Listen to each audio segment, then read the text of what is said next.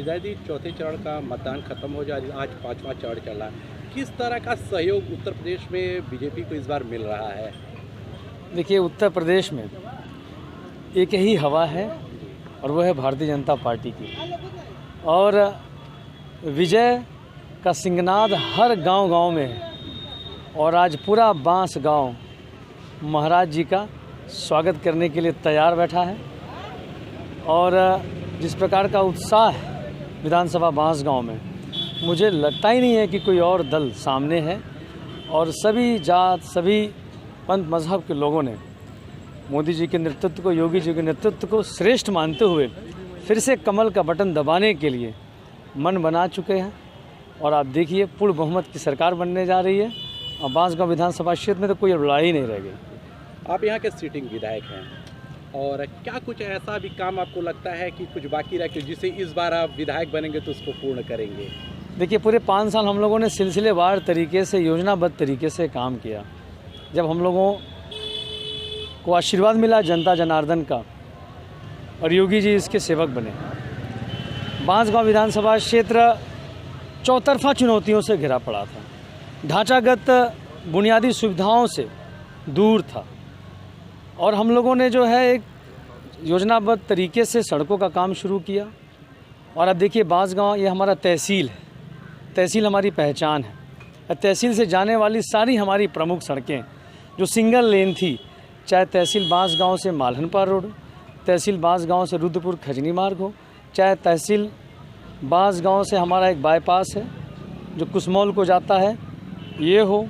और जब हम आते हैं कौड़ीराम से जाने वाला रोड गोला, ये सभी सड़कें भारतीय जनता पार्टी की यूपी की योगी सरकार में सिंगल लेन से 2 लेन हो गया। और यही नहीं, जब हम जो है देवरिया सियर चौक पर आते हैं तो वो भी जो है हम लोग जो है गगहात तक 2 लेन कर दिए। और स्वास्थ्य के क्षेत्र में यही तहसील मुख्यालय ब्लॉक परिसर के पीछे 50 बेड का स्पेशलिटी हॉस्पिटल बनाया। और बालिकाओं को उच्च शिक्षा, सुरक्षा और स्वस्थ माहौल में देने के लिए हम लोगों ने 2 आवासीय कस्तूरबा गांधी इंटर कॉलेज भी बनाया। और जो भी हमारे हिंदू सनातन भाइयों के, हमारी आस्था के केंद्र, उसको और लोकप्रिय करते हैं। चाहे लता जी के निधन के बाद की बात हो या उससे पहले की बात हो, उन लोगों ने भारतीय गानों को, दोनों भाई बहनों ने गाकर उस पर एक्ट करके दुनिया भर में उसको और लोकप्रिय करने का काम किया है। मैं तो ये कहूँगा, मन की बात सही मायने में लोगों के मन को छूने वाली होती है। देश भर के लोग इंतज़ार करते हैं कि प्रधानमंत्री जी अपनी बात करें और देश के अलग अलग हिस्सों के जानने का अवसर भी उससे मिल पाए। और जिस तरह से कीनिया के प्रमुख की बेटी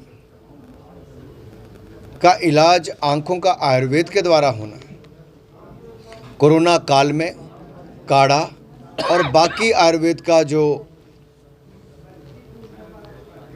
काम रहा, उसका जो लाभ मिला है, वो अपने आप में दुनिया भर में आयुर्वेद की छवि बहुत ऊपर तक गई है।